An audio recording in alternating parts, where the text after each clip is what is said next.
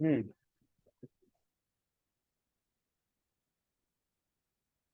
CSS क्या होता है? जैसे एचटीएमएल था वेब पेज का स्ट्रक्चर तैयार करने के लिए, लेआउट तैयार करने के लिए, कौन सी चीजें होंगी, कहाँ पे होंगी, है ना। सीएसएस जो होता है वो उस पे डिजाइन अप्लाई करने के लिए होता है, इसलिए होता है design, denting, painting, look better. ठीक है ना। सीएसएस का फुल फॉर्म होता है कैस्केडिंग स्टाइल सेट्स। ठीक है, यानी कलेक्शन ऑफ स्टाइल्स। क्या होता है? कलेक्शन ऑफ स्टाइल्स, यानी डिजाइन और फॉर्मेटिंग। इसका यूज क्यों करते हैं? ठीक है, इफेक्ट्स या स्टाइल या डिजाइन एंड फॉर्मेटिंग अप्लाई करने के लिए, ताकि साइट हमारी अच्छी दिखे।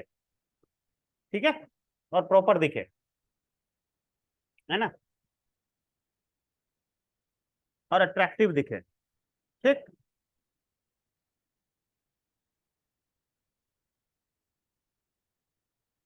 कितने टाइप के सीएसएस होते हैं? तीन। इनलाइन सीएसएस, इंटरनल और एम्बेडेड एक ही बात है, और external CSS.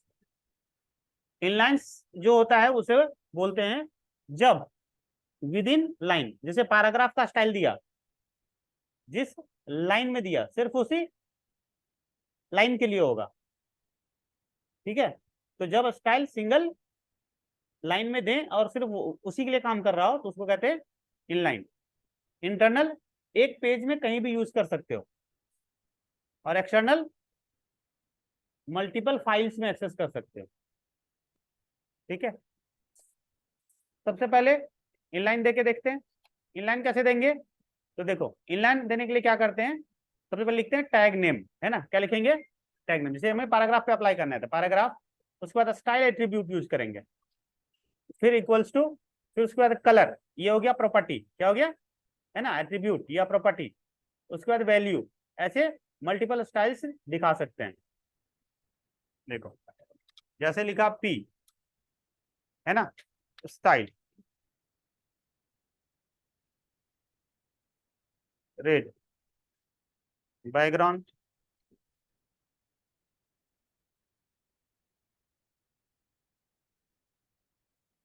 Colour,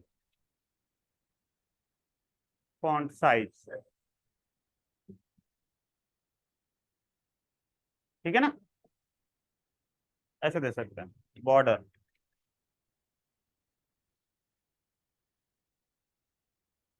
1 pixel, border का टाइप और बॉर्डर का रंग।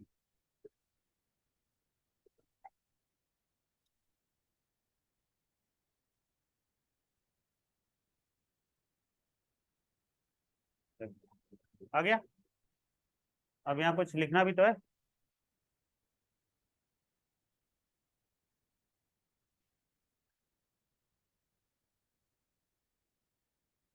अब यहाँ दूसरा पैराग्राफ लिखोगे उस पर अप्लाई नहीं होगा, या H2 लिखोगे उस पर अप्लाई नहीं होगा।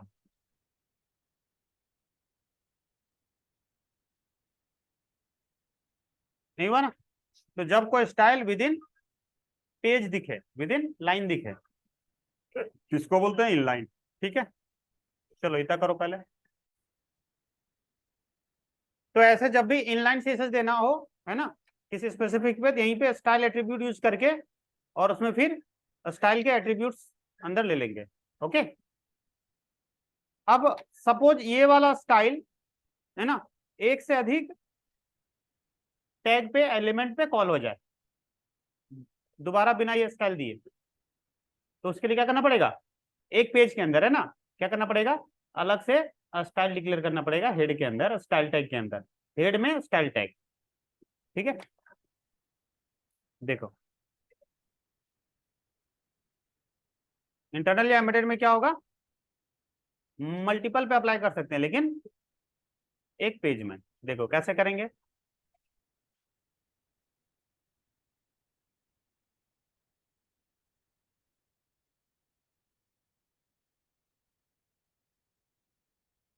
हेड में आ गए, ठीक है, और हेड के अंदर, है ना, एक स्टाइल, है ना, टैग ले लेंगे।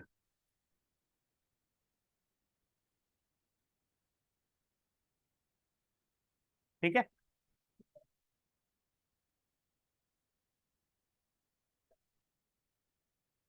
और किसके लिए अप्लाई होगा, है ना, पैराग्राफ के लिए, यहाँ पे लिख देंगे पी।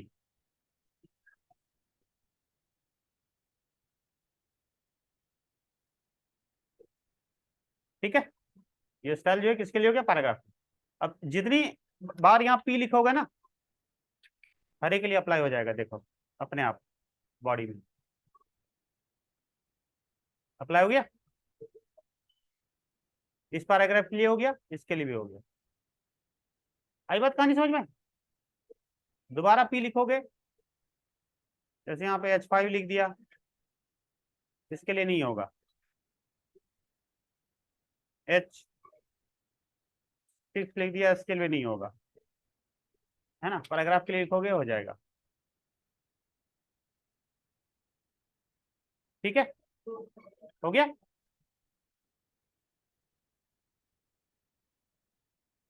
नोट करो, ये होता है एक्सटर्नल,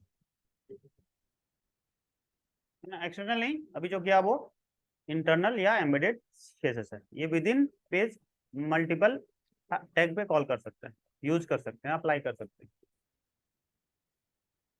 एक्सटर्नल सीएसएस जो होता है वो मल्टीपल फाइल्स के लिए होता है ना। तो उसके लिए क्या करना पड़ेगा, एक सीएसएस फाइल अलग से क्रिएट करना पड़ेगा, एक्सटेंशन होगा डॉट सीएसएस, और उसे लिंक करेंगे किसमें, एचटीएमएल में।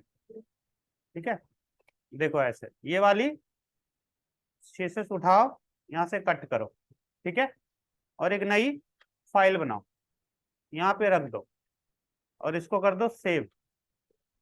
नाम दे दो, कुछ भी नाम दे दिया, a.css, उसी एड्रेस पे जहाँ पे फाइल है।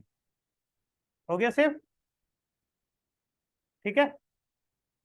और यहाँ पे इसको लिंक हमें करना पड़ेगा, तो उसके लिए यूज होगा लिंक टैग।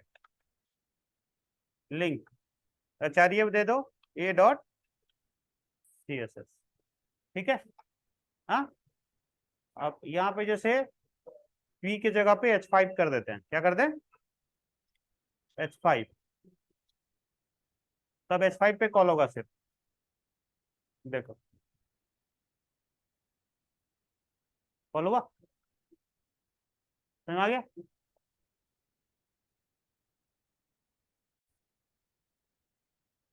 ठीक है, तो ऐसे स्टाइल बना लेंगे। यहाँ पे कोई टैग वगैरह नहीं होगा, स्टाइल वगैरह, क्योंकि ये CSS है, HTML नहीं है, यहाँ टैग नहीं होगा, सिर्फ स्टाइल्स होंगे, डिजाइन होगा। इसको लिंक कैसे करेंगे, तो लिंक टैग यूज करेंगे हेड में, link rail, rail means relation, किस टाइप की फाइल से, स्टाइल शीट फाइल से, ठीक है।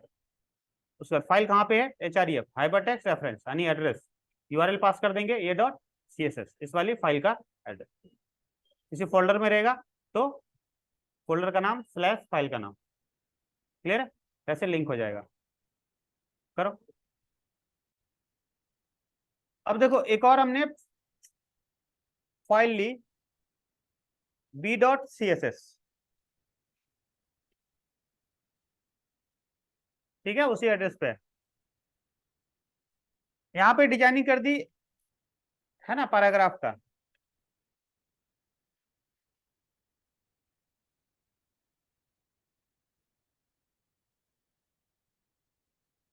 येलो बैकग्राउंड,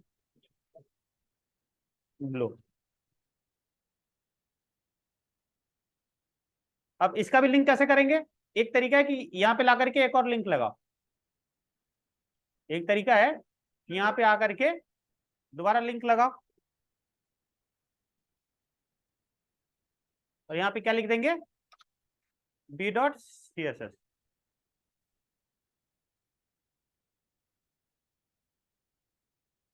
समझ रहे बात। लेकिन हम यहाँ नहीं चाहते कॉल करना, जब ये वाला CSS कॉल हो ही रहा है, तो इसको हम इसमें कॉल कर देंगे। तो एक CSS को दूसरे CSS में लिंक के लिए क्या लिखते हैं, इंपोर्ट, है ना, क्या लिखते हैं, इंपोर्ट, @ के साथ, @import URL, और यहाँ लिख दो b.css। देखो अभी कॉल हो रहा है, नाम गलत कर दोगे तो नहीं आएगा, देखिए नहीं आ रहा, ठीक है ना।